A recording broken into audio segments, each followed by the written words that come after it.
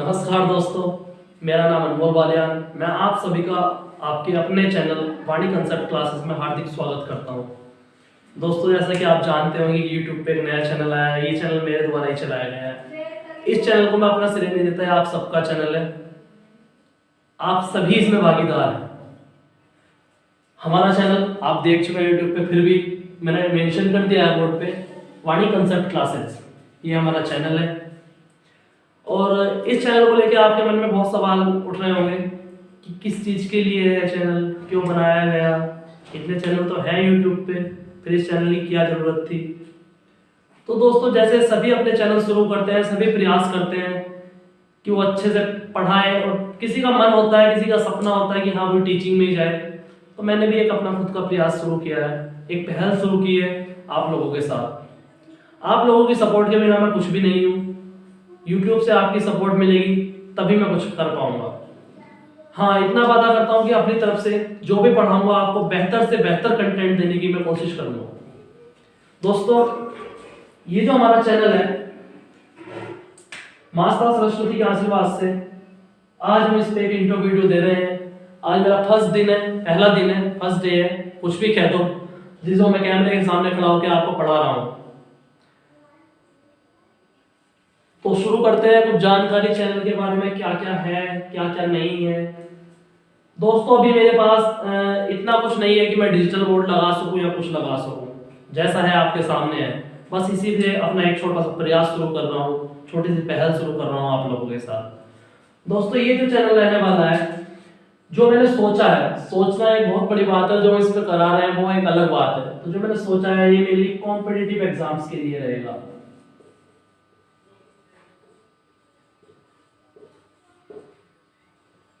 Competitive exams का मतलब आप समझ रहे होंगे। राइटिंग थोड़ा साफ नहीं है, बट मैं इसको बेहतर कर लूंगा, आप थोड़ा सपोर्ट बनाए रखिए। तो दोस्तों, कॉम्पिटिटिव एग्जाम्स का मतलब जैसे हम इसे बोल दें कि कोई गवर्नमेंट जॉब हुई, ठीक। दूसरी वे में अगर इसको हम और किसी वे से प्रेजेंट करें तो हमारा आर्मी स्कूल का एक पेपर होता है। आर्मी स्कूल का एक पेपर होता है, जो हमारा होता है 6th, 9th और मेरे ख्याल से 11th और होता है। तो इनका जो एंट्रेंस फॉर्म होता है, उसमें भी सिलेबस वही रहता है जो कॉम्पिटिटिव एग्जाम्स में रहता है हमारा। और मैंने इसमें तीसरी चीज सोची है कि हम इसमें 9th, 10th और 11th क्लास के जो मेन हमारे सब्जेक्ट होंगे, जैसे फिजिक्स हो गया, केमिस्ट्री हो गया और बायोलॉजी हो गया, हम सोच रहे हैं कि हम इसको ये इन 3 चीजों में डिवाइड करके शुरू करें। गवर्नमेंट एग्जाम में हमारे एग्जाम्स आ जाते हैं, Delhi police exam, SSC, UP police या यूपी के सभी एग्जाम मान लो, पीसीएस को छोड़ के, क्योंकि उसमें बहुत ज्यादा डीप जाना पड़ता है।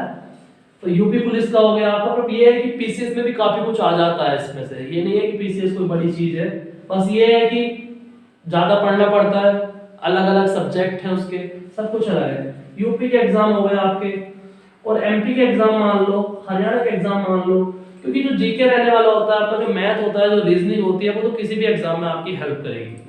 और आप किसी एग्जाम्स के लिए, मान लीजिए कि आप इन एग्जाम्स के लिए नहीं भी पढ़ रहे हैं, तो आप अपना इंटरेस्ट के लिए पढ़ सकते हैं। किसी को मैथ पढ़ने में ज्यादा इंटरेस्ट होता है तो वो मैथ पढ़ सकता है, नॉर्मली पढ़ सकता है, क्योंकि भाई सबको पता है कि कैलकुलेशन तो सबके लिए मैथ लगती है, सबको कैलकुलेशन करने की जरूरत है। रीजनिंग जो सब्जेक्ट है, मैं ऐसे सब्जेक्ट नहीं मानता।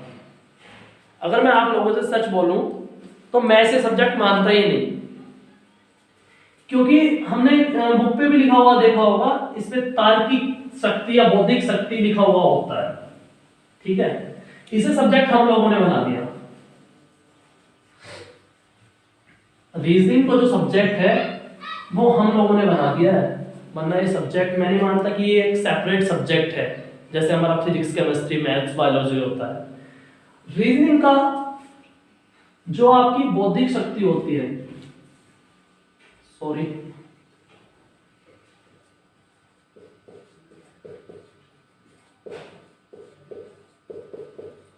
जो आपकी बौद्धिक शक्ति होती है, या फिर हम इसे कह सकते हैं तार्किक शक्ति, वही हमारी रीजनिंग है। जैसे कोई सीरीज दे देता है, उसने दे दिया 2 4 6 8, नेक्स्ट हमें यहाँ पे क्वेश्चन मार्क दे रही है, इसके आगे क्या आएगा।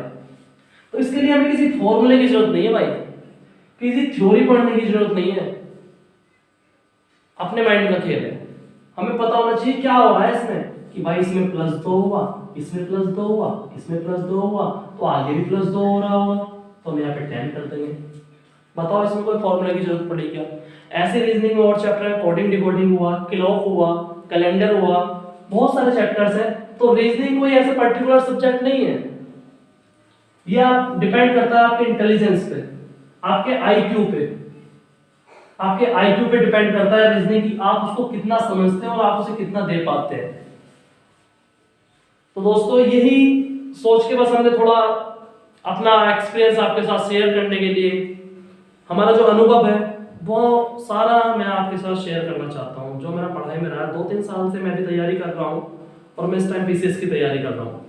तो मैंने सोचा है कि हम दूसरों को भी प्रोवाइड करा सकेंगे और हम यहाँ पे खड़े होंगे तो हमें पता चलेगा कि हाँ भाई हम में क्या है, कौन हमें कितना बेटर समझ रहा है, लाइक कर रहा है, क्या कर रहा है। कभी हम एक तरफ तैयारी करते रहे, हमें पता भी ना चले कि हम किसी लायक हैं या नहीं है। तो इस चीज के लिए एक छोटा सा प्रयास है। तो इसमें जो मैंने सोचा है, इसमें आपको पता है सब्जेक्ट तो सारे सेपरेट होते हैं। अगर मान लीजिए मैं यहाँ पे एसएससी ले लेते हैं तो सब्जेक्ट तो आपको पता है सारे सेपरेट होते हैं, क्योंकि रीजनिंग हो गया, जीके और जीएस हो गया, मैथ हो गया और आपका इंग्लिश हो गया। पर वहीं अगर हम यूपी के एग्जाम में आते हैं तो उसमें एक चीज और जुड़ जाती है बहुत अच्छी, हिंदी। हिंदी जुड़ जाती है जो हमारी मातृभाषा है, मातृभाषा है। और मैं अपनी मातृभाषा को खोना नहीं चाहता, इसलिए मैं अपनी मातृभाषा से ही जो हमारे चैनल पे क्लासेस होंगी उसकी शुरुआत करूंगा। हिंदी हमारे पास एक दीपक भैया है, वो आपको हिंदी के सारे लेक्चर प्रोवाइड कराएंगे एक बेहतर वे में, एक अच्छे ढंग में और सबसे यूनिक तरीके से, बहुत प्यार से, रटना ना पड़े, दिमाग में एक बार समझ में आ जाए, काम खत्म। तो आपको दीपक भैया प्रोवाइड कराएंगे। मैं जो अभी शुरुआत कर रहा हूं, मैं अपनी शुरुआत करंट अफेयर से करूंगा भाइयों। मैं अपनी शुरुआत केवल अभी करंट अफेयर से करने वाला हूं। करंट अफेयर,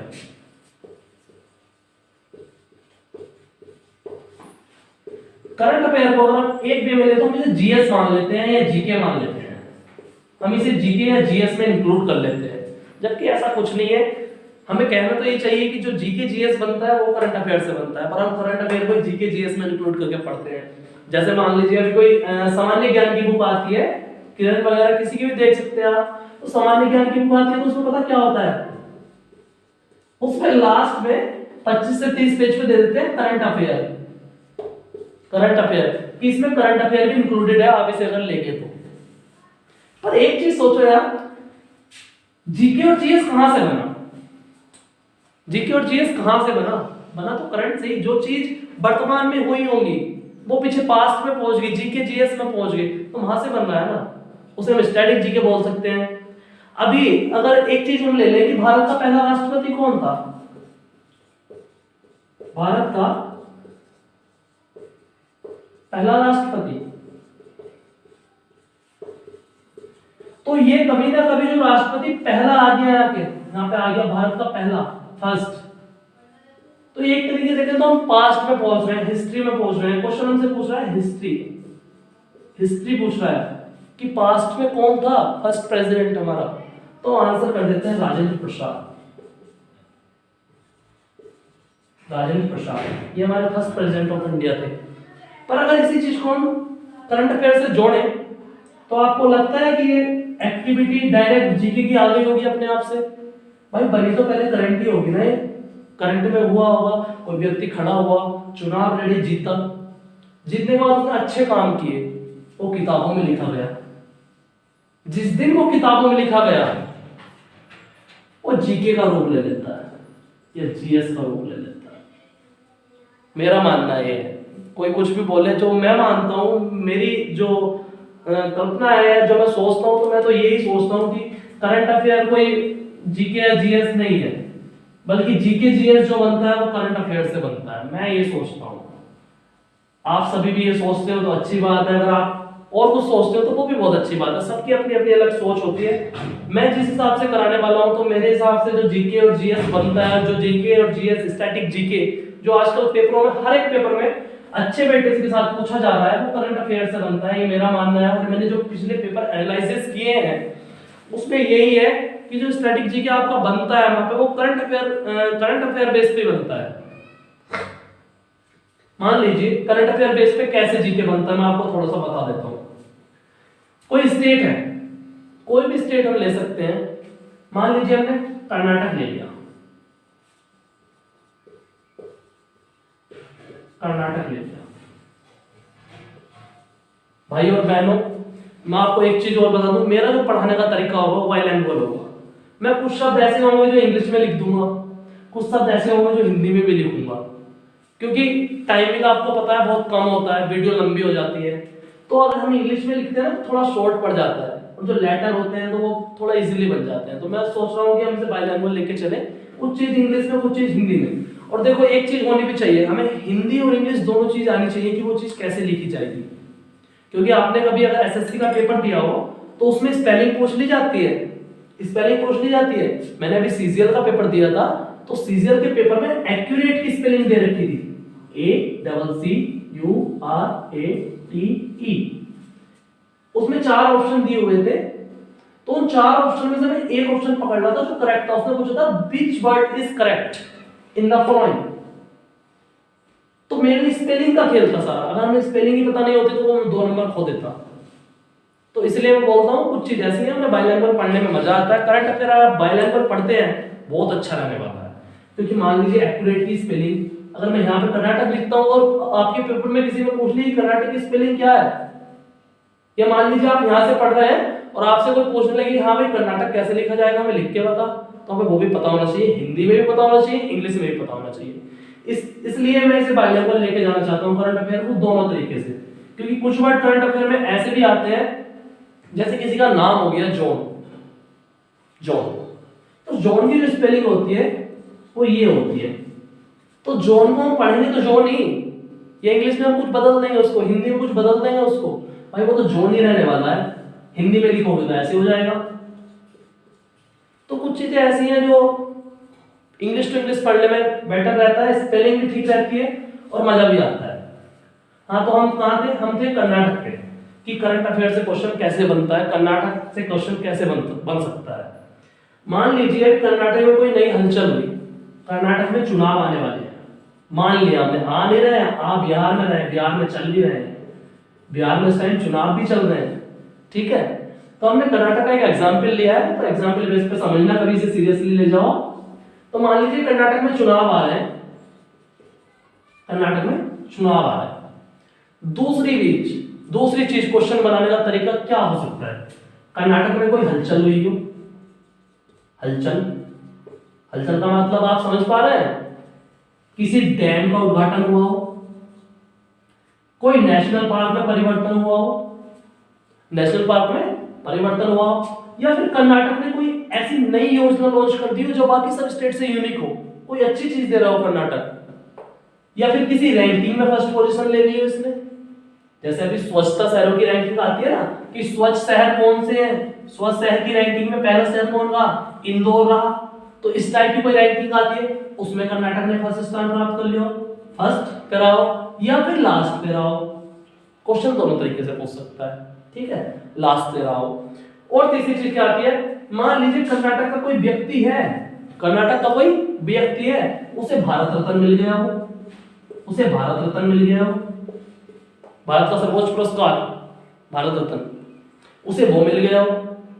तो जरूरी नहीं है कि मान लीजिए कि कोई भी नाम ले लेते हैं कि राम को भारत रत्न अवार्ड मिला, और वो कहां का रहने वाला था, कर्नाटक का रहने वाला था।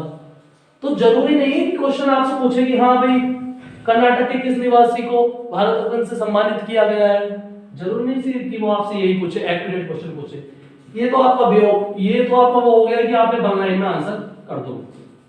पर भारत रत्न मिला किसे, कर्नाटक के किसी व्यक्ति को, तो क्वेश्चन वो यहां से कुछ भी दे सकता है। आप उसे तो ये नहीं कह सकते कि हाँ भाई ये इसने आर्ट एंड कल्चर से दे दिया, या फिर ये उसने कहीं से भी दे दिया, ठीक है, वो क्वेश्चन करंट का ही मानेंगे। अगर जैसे मैं मानता हूं और आप ऐसे ही सोचते हैं तो वो क्वेश्चन करंट का ही माना जाएगा।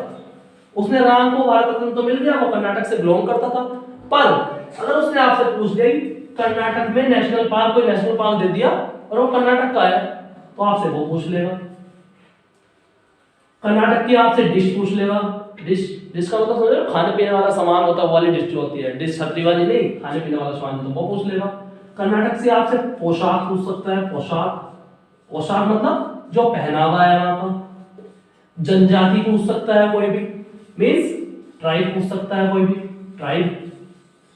और क्या पूछ सकता है, यहां से आपसे कोई डांस पूछ सकता है, डांस, या इसका लोक नृत्य हो, लोक नृत्य हो, या फिर लोक संगीत हो। और क्या पूछ सकता है, आपने अगर अभी CHSL के एग्जाम में देखा हो तो हरियाणा का जो सीएम है मनोहर लाल खट्टर, वो 3 शिफ्ट में पूछा गया कंटिन्यूअसली, फर्स्ट में भी, सेकंड में भी, थर्ड में भी। अभी जो एग्जाम हुआ CHSL का, उसमें तीनों शिफ्ट में क्वेश्चन आया था कि who is the CM of Haryana, who is the CM of Haryana, Manohar Lal Khattar. तो वो 3 शिफ्ट में पूछा गया, ठीक है। क्वेश्चन करंट का कह दो या किसी भी चीज का कह दो, क्योंकि वो तो रोज चर्चाओं में रहते हैं। कोई भी मंत्री हुआ, वित्त मंत्री हुआ, खाद्य प्रसंस्करण मंत्री हुआ, ये रोज चर्चाओं में रहते हैं, इनसे क्वेश्चन आता है तो हम उसे भी करंट में ही इंक्लूड करेंगे, उसे भी हम करंट में ही इंक्लूड करेंगे। मान लीजिए आपसे कर्नाटक का पूछ ले, उसने पूछ लिया कि हाँ भाई मुझे बता दो कर्नाटक का गवर्नर कौन है, कर्नाटक का गवर्नर कौन है, तो कर्नाटक का गवर्नर है बैजूभाई वाला, बैजू भाई वाला। अब आप सोच रहे होंगे कि ऐसे तो हम बोर हो जाएंगे पढ़ने में। भाई बोर नहीं होने दूंगा, 1 सेकंड के लिए भी कुछ ना कुछ दे दूंगा बीच में। बैजू भाई वाला आ गए। अब याद कैसे हो कि 28-29 गवर्नर है, कैसे याद करेंगे हर स्टेट का अलग अलग, हम तो भूल जाएंगे। भाई गवर्नर और सीएम के लिए ऐसी धांसू ट्रिक दूंगा, आप जिंदगी में कभी ना भूलोगे। आप उसे ट्रिक कह लो, ये समझने का कंसेप्ट कह लो, या कुछ भी कह लो। अब मुझे एक बात बताओ, इसमें आगे लास्ट में बैजू भाई बाला, अभी कुछ दिन पहले एक गाना चल रहा था, बाला बाला बाला बाला, भाई भला भला हो गया, परेशान कर दिया। अक्षय कुमार जी होते उसमें गंजे का रोल किया उन्होंने, गंजे है उसमें, तो उसमें उनका नाम बाला होता है, ठीक है। क्या था भैया, बाला। याद कैसे करें, हमें याद करना, हम ये मान लेंगे कि जो बाला बाला का नाटक चल रहा था, एक गाना चल रहा था, ये कहाँ चल रहा था, कर्नाटक में चल रहा था। बाला बाला का नाटक कहाँ चला, कर्नाटक में चला, तो कर्नाटक का गवर्नर कौन हो गया, बैजू भाई वाला। डायरेक्ट याद करो भाई सब, जिंदगी में कभी नहीं भूल लगे हो। देसी ट्रिक दूंगा अपनी, देसी जो बनाई हुई है, किसी की कॉपी नहीं करूंगा यहां मैं। जो मेरी देसी ट्रिक होगी, जो मेरे बस की होगी, मैं वो करूंगा आपके लिए, इतनी गारंटी देता हूं आपको। एक चीज और बता दूं, एक चीज मैं आपको और बता दूं, करंट अफेयर शॉर्ट में लिख लेते हैं, आप ज्यादा बड़ा हो जाएगा, शॉर्ट में लिख लिया करंट अफेयर। करंट अफेयर में आपको इतना विश्वास दिलवा सकता हूं मैं अपनी साइड से, जो मेरी मेहनत है, जो मैं तैयार कर रहा हूं, जगह जगह से एनालाइज कर रहा हूं पेपर को पढ़ के, उससे इतना विश्वास दिला सकता हूं कि किसी भी पेपर में आप बैठ जाओ, किसी भी UP, Delhi police, NTPC, railway group D, UP triple SC, जो भी कॉम्पिटिटिव एग्जाम होते हैं, किसी भी पेपर में बैठ जाओ यार, 60 से 70% करंट अफेयर यहीं से दिलाऊंगा, गारंटी देता हूं इस चीज की। 30% का नहीं कहता कुछ भी, 30% हो सकती है आउट आ जाए, पर 60 से 70% किसी भी पेपर में देख लो, अगर 25 क्वेश्चन भी आ रहे हैं जीके के, तो 7 से 8 क्वेश्चन करंट अफेयर के मिलेंगे ही मिलेंगे आपको, भाई मिलेंगे ही मिलेंगे। और मैं सोच रहा हूं कि मैं इस करंट अफेयर के साथ साथ आपको स्टैटिक जीके करा दूं। मान लो अगर राजस्थान का नाम कहीं करंट में आ गया, तो मैं राजस्थान का गवर्नर, राजस्थान का कौन सीएम, राजस्थान के नेशनल पार्क, राजस्थान के लोक नृत्य, राजस्थान एरिया में कितना बड़ा है, जनसंख्या में इसकी क्या रैंक है, भाई सारा एक ही दिन में खत्म। चाहे एक क्लास में एक ही राज्य हो, अलग अलग पढ़ने से याद नहीं होंगे। जब तीसरे दिन राजस्थान सामने आएगा ना, और तीन चार बार, हाँ भाई कौन है गवर्नर, कलराज मिश्र, कलराज मिश्र, जब भी 3-4 बार सामने आ जाएगा याद हो जाएगा। अब तो आपको भैया तुमने तो ऐसे लिखवा दिया, इसका तो कोई जुगाड़ होता है नहीं याद करने का। भाई कलराज मिश्र, उनके तो नाम में राज है, तो वे राजस्थान में राज करेंगे, डायरेक्ट राजस्थान में भी राज और उनके नाम में भी राज। तो कहां राज करेंगे, राजस्थान में राज करेंगे, वो भी कौन, राज्यपाल बन के, गवर्नर बन के। तो कौन होगा भैया?